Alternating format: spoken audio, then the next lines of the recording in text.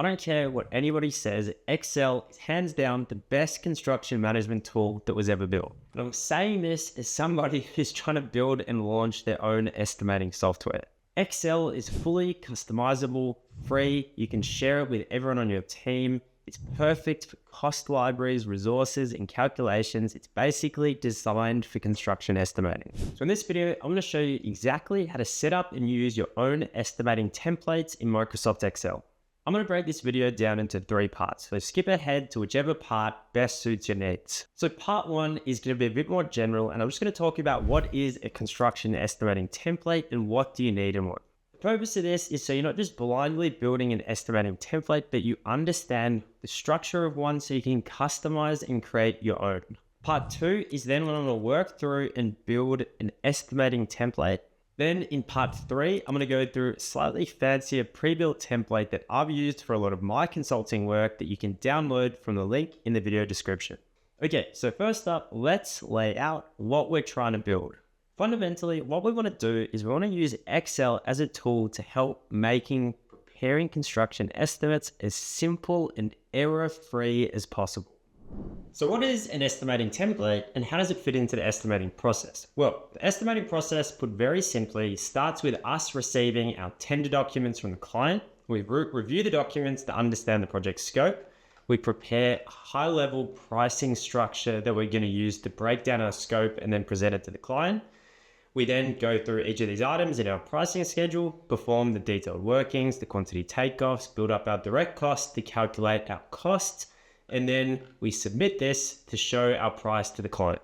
The question then is, so what do we need Excel to do and how can Excel help us? Well, there's some core functions that we want in an Excel pricing template.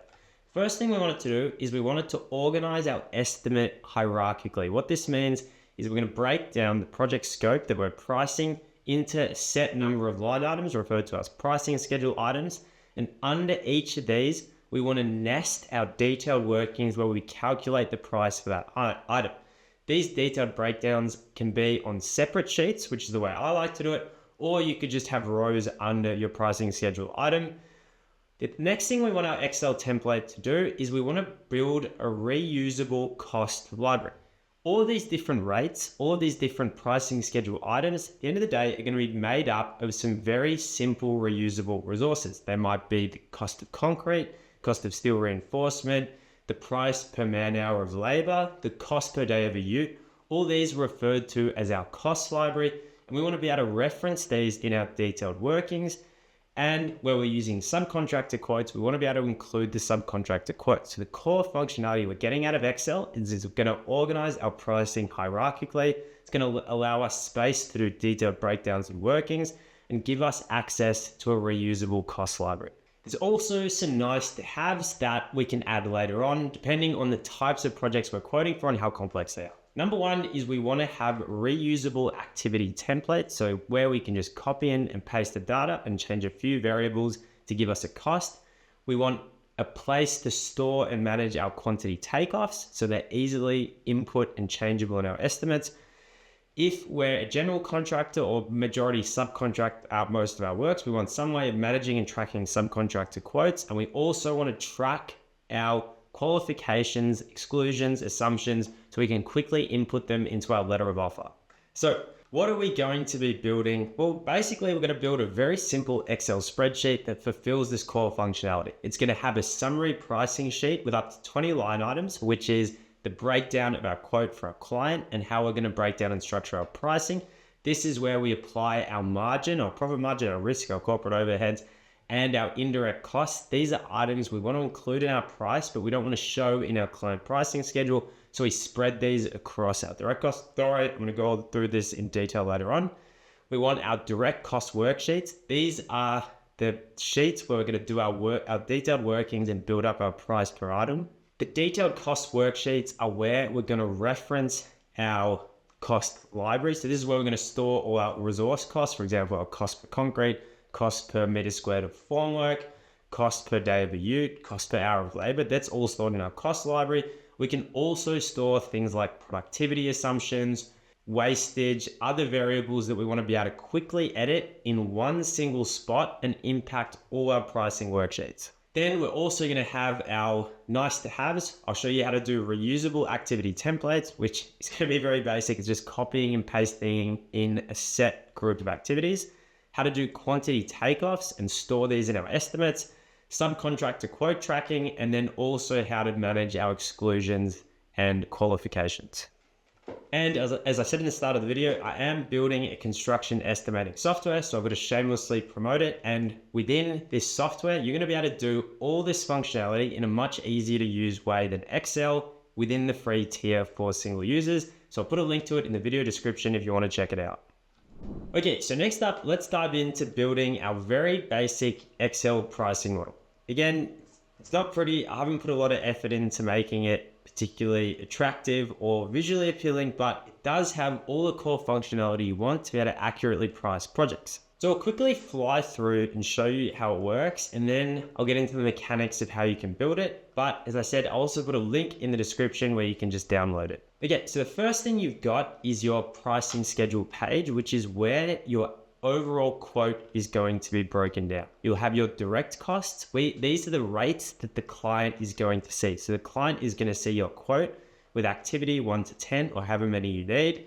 They're going to see this sell price, which is the rate you're charging, the total amount per item that you're charging them to do the work, which will sum to your total quote. You've got your indirect costs, which are the costs you need to allow for in your estimate, but you don't want to show your client in the pricing schedule. So these might be things like risk, inclement weather, project management, if it's not a line item in your quote, or mobilization, demobilization, whatever you want. But generally, these are items that aren't attributable to any specific piece scope. Then you've also got your margin, which is your percentage markup on your total cost being the sum of your direct and indirect costs, which gives you your sell price. The sell price is then going to be spread across these direct cost items, which are the rates your clients see. So all your clients are going to see when they see your quote is your activity list and your sell price for each of these, which is going to add to your total sell price. Now, for each of these activities and your indirect costs, there's going to be a separate tab in the workbook where you do your detailed working. So for example, activity 1, which is a quantity of 5, a rate of $100 per unit, at a total cost of $500, links to the activity 1 tab, where you can see I've built up a price of $500 for this activity based on some resources, so formwork and formwork consumables, a rate per unit, and a quantity to give you a total cost. These resources link to my resource library. So if I want to add another resource, for example, concrete, and I want to add 5 meters cubed of concrete, then that adds to my cost for the item, $1,250. This rate of $250 is linked to my cost database. So my cost database is a single spot where I can store all my different resource rates. For example, my labor per hour, my formwork per meter squared, my concrete per meter cubed, but I can also store variables that I want to change. The benefit of this is there's a single spot in my estimate that I can update these key variables and it will change my pricing for all my items. Say for example, my formwork installation productivity is 2.5 man hours per meter squared. If I want to make this 4 man hours per meter squared, I change it here, and assuming I'm referencing this variable in my worksheets, I can change it everywhere. Say for example, I want to allow 30% wastage for all materials, but I think that's excessive. I want to reduce that to 10%.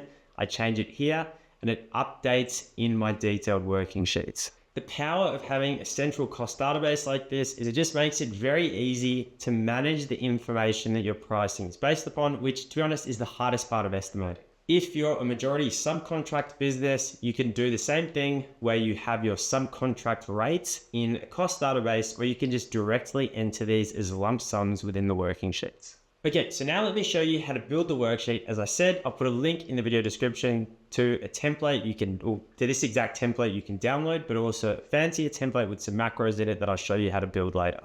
Okay, so the first thing we're going to set up is our basic pricing schedule. So we just need to put in our headings, our item number, activity, quantity, unit of measure, sell price.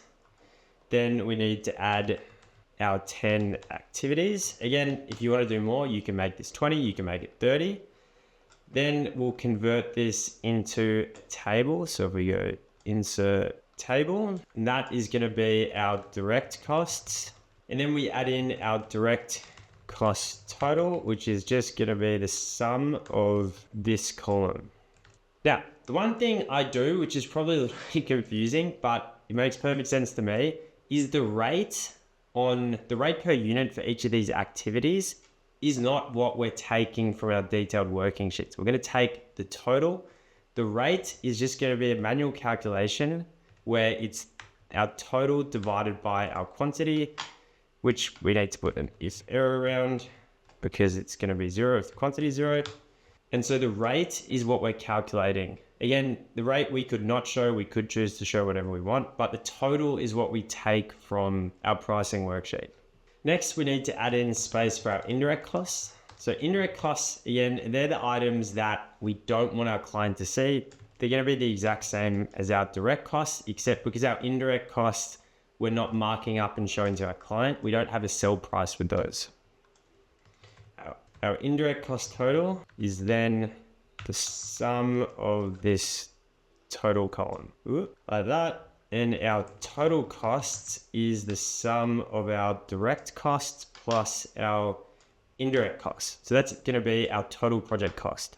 Now, our total cost is the cost of us doing the work. It's not what we're going to charge the client. So we need to add a margin to this. Our margin, you can break down into risk, corporate overheads, however you want to choose to do it. I'm just going to do one to keep it simple. And this is going to be, that's going to be a percentage. And then our sell price is going to be our total costs times 1 plus our margin. So if we make that 10%, then that would be a 10% margin on cost. I get super confused.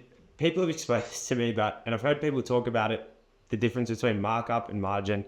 I call this margin, other people call it markup and say margin is the inverse of this. Frankly, I don't think it really matters, just as long as you're consistent with how you're describing things. Okay, so then when we're pricing something, we can include our activities. So this might be concrete, earthworks, electrical, fit out, whatever. And then we can enter quantities and units of measure. And then I'm going to name this front sheet pricing schedule. The next thing we need our detailed worksheets where we're going to calculate these costs for each of these items. It's going to apply for both the direct costs and the indirect costs. The worksheets we use for direct costs are going to be the exact same as indirect costs. Okay, so our pricing worksheets are going to be very simple. They're just going to be an item, a description, a resource, a quantity, a unit of measure, a rate, and a total. These are going to be in a table. I should have done insert table saying it has headings. And our total cost is going to be the multiplication of our rate times our quantity. It's going to be a dollar figure, and the total cost is going to be the sum of all the resources we use. And this is the bit you have to go through and do manually, and it'll take a bit of time, so I won't do it on the video. But every cost sheet we have, there's an associated activity, and that is what is going to link. That total is what's going to be shown there. So then now if I say, just as an example, if I have a rate of 1, total of 50, then that $50 contributes to my cost. And that is what is shown on the pricing schedule. Now, on the main pricing schedule, we have a quantity. So that'll be when these are the high level quantities our client might give us. So they might tell us we've got 100 meters cubed of concrete. The way I use this quantity is because the reason I don't like to base my whole price off this quantity is with some activities you have fixed costs. For example, floating equipment to site, material delivery costs. You have costs that aren't proportionate to this quantity. So the way I like to use this quantity is I like to import it to the top of my sheet. So I might have something, so usually at the top I'll go worksheet name. So I know which pricing schedule item this is, link it to that. And then I've got my quantity, which is this, and my unit, which is this. Now, for example, if my resource was if my resource was concrete, so if I have concrete if I'm placing 100 meters cubes of concrete, I want 100 potentially times some waste factor. So it might be 105 at my rate of 250.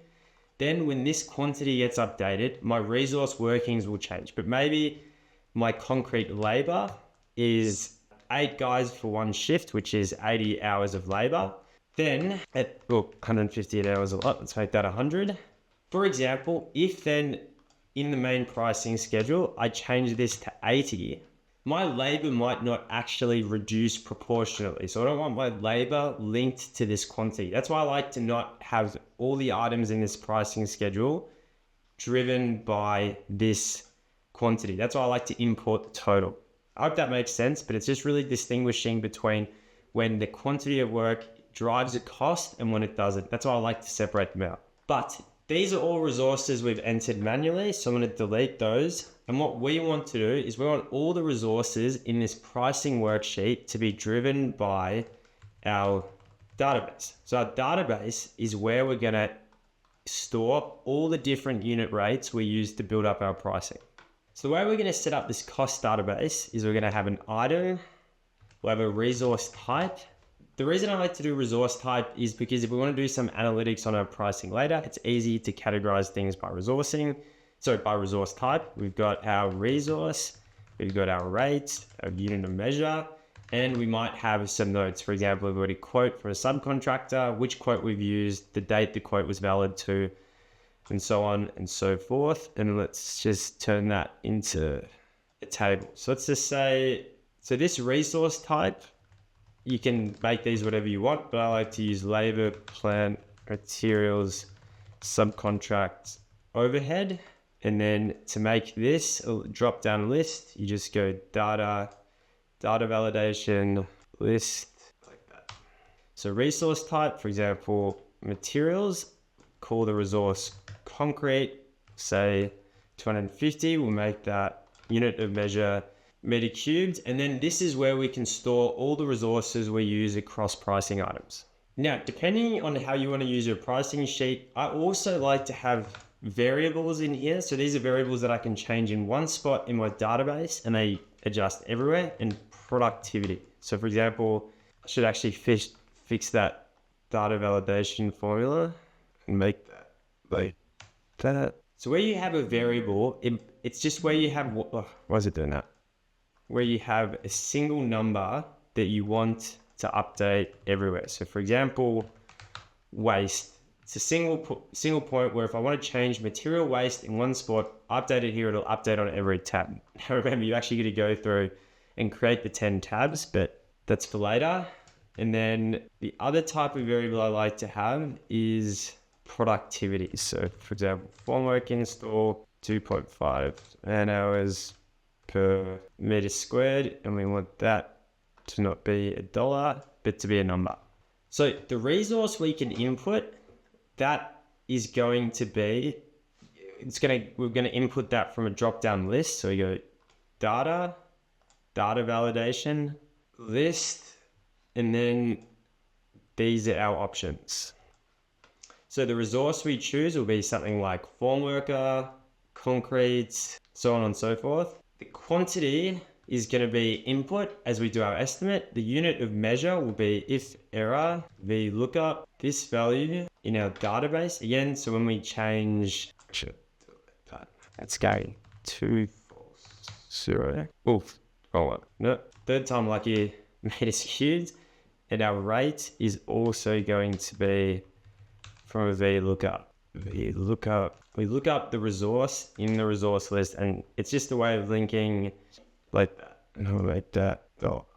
Then all we have to do to price this is we input our quantity. So we want 80 meters cubed of concrete, maybe 100 man hours for concrete placement. Say we've got 160 meters squared of formwork and 160 meters squared of formwork consumables. That then gives us the total cost for this task, which we then is linked to our pricing schedule. So item number 1 links to activity 1. Now, the manual boring part of this is you have to now go through and create these 10 worksheets for your direct costs, and these sheets, or however many you want, maybe you want 20, maybe you want 30, these sheets for your indirect costs, they all work exactly the same. You have a worksheet where you can enter your resources in a column, and then a pricing schedule that exports them on the total. Because I'm way too lazy to do that on video, I've skipped ahead, and you can see I've got 10 worksheets and 3 indirect cost sheets. As I said, the indirect cost sheets are just exactly the same as the main pricing sheets. They're just reading the value from these sheets. All our 10 direct cost sheets are reading the values from these sheets. And to price a project, all we have to do is set up these sheets, the quantities, and then input the resources we need for each task. Then our sell price, which is when we want to present the price to our client, we can show them the quantity, the activity, the quantity, the unit of measure, and the sell price. We can also show them the sell rate if we want to, which would be the sell price divided by that. You can add a column for that. It's very easy to do. But this sell price calculation is going to be your total costs with your markup. So your total direct cost plus your total indirect costs. Then this item on the sell price is the proportion, is your sell price divided by the divided by total direct cost multiplied by the total. So if you think about that, it's the percentage that this item, activity 1, is of the total direct cost multiplied by the total sell price. So it's basically, if you add these up, it will add to your total sell price. It's just a way of breaking down the price and spreading your indirect costs and your margin across all of these items. And that's it. That's the basic pricing structure. It works for me. I've used it a lot. I find it a very intuitive and easy way to price projects. It gives you room to do detailed workings without everything getting too cluttered and messy on the front page. It also gives you a central library to update your key variables. Okay, so how can we make this better for some of those custom situations we spoke about? Whether you want reusable templates to manage subcontractor quotes or to track assumptions and qualifications. Again, the thing about Excel is it's so customizable and easy to use. The tips I'm going to give you are almost going to sound dumb, they're so simple.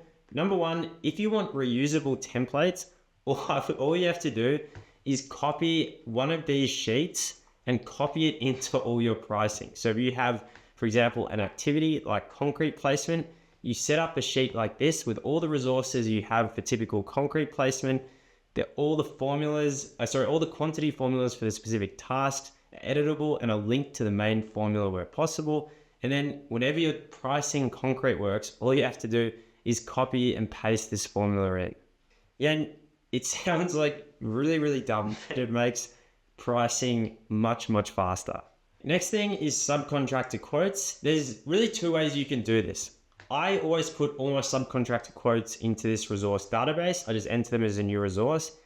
You can either enter them as a lump sum or you can break them out depending on how you want to fill out the pricing schedule. So for example, if I have one item in my pricing schedule that's electrical, quantity 1 lump sum, and I get a full quote from a subcontractor for electrical works and it's $25,000 lump sum, then I can just go to tab 4. The resource I enter is electrical works. It's a lump sum and it's simply entered like that. The other way you can do it is, say for example, you're getting a lump sum electrical subcontractor, but you want to break the schedule down into cable installation, cable terminations, and testing and commissioning. You just have to break down the quote into those 3 items, or however you want to enter them on your worksheets, and then link those resources. Yeah, the only problem with breaking down quotes is you just have to be careful that you enter the whole quote into your estimate when you're doing this. So I then just would create these 3 resources within my cost database. Like that, and whatever they end up being, 10,000. So that's 10,000, 10,000, and 5,000. And then I just go to those relevant tabs and I enter them like that. It's very simple, very straightforward. If you want, within your pricing worksheet, say you want to compare subcontractor quotes and track how you're comparing these quotes and managing them, you can put in something like this, which is a bid leveling template, and you can just include that as a separate tab. and then link the quote you've chosen to go through, your preferred quote, just link that to your resource database. So you're tracking the quotes you got and which one you eventually chose to go through. This is just a basic bid leveling template where you enter a breakdown of the quote the subcontractor gave you, and then you put in some adjustments to that price to get your total adjusted price. If you've got any sort of complicated build-ups you have to do for labor, materials, or plant rates, for example, labor, you often have to factor in, instead of working out the labor rate you want to charge to a project, you have to factor in base rate, overtime, number of hours per week, number of overtime hours. You can make a really simple spreadsheet like this. And again, that's the beauty of Excel. And then I would just add this as an additional tab to your main pricing worksheet. So something like labor rate build-up, or if you're having to work out what material prices to include, or so on and so forth. Again, you can just add these as separate tabs to the worksheet. And you can guess it, when I'm talking about how to add quantities to this, is I just add another tab called quantity takeoffs, where I list out my detailed workings for quantity takeoff, and then link that to either my main pricing schedule if I'm including in these quantities, or if it's a quantity specific to a pricing item. For example, I'm doing a takeoff of cable install in linear meters, I would just include the workings somewhere like here. So it's very trackable and transferable to the price. And all these solutions, they sound comically simple, but that's because Excel is very good and very easily customizable. So the final thing I'd like to show you is my slightly fancier Excel pricing workbook, which basically works in principle the exact same way. All it does is allow you to dynamically create all of these pricing worksheets depending on how many items you want to include, using a simple macro and a button where you press reset spreadsheet. So it works the exact same way. You have your overall pricing schedule, you have your indirect costs, you have your markup percentages and total prices, you have your resource library, and then you have all your individual pricing workbooks where you can enter your resources and your rates. And I've also made the formatting a little bit prettier. Then all you have to do is, at the start of a project, you dynamically set the number of pricing sheets you want, and you press reset spreadsheet. Very upsettingly, when I was about to do a demo of my macro working and creating new pricing spreadsheets, failed, and now I've got the task of debugging why that was, fixing it and putting it back up online. But basically the purpose of that video was to show you how you can really create customizable templates for all of your construction estimates. And the key benefit of Excel is you can change it however you want.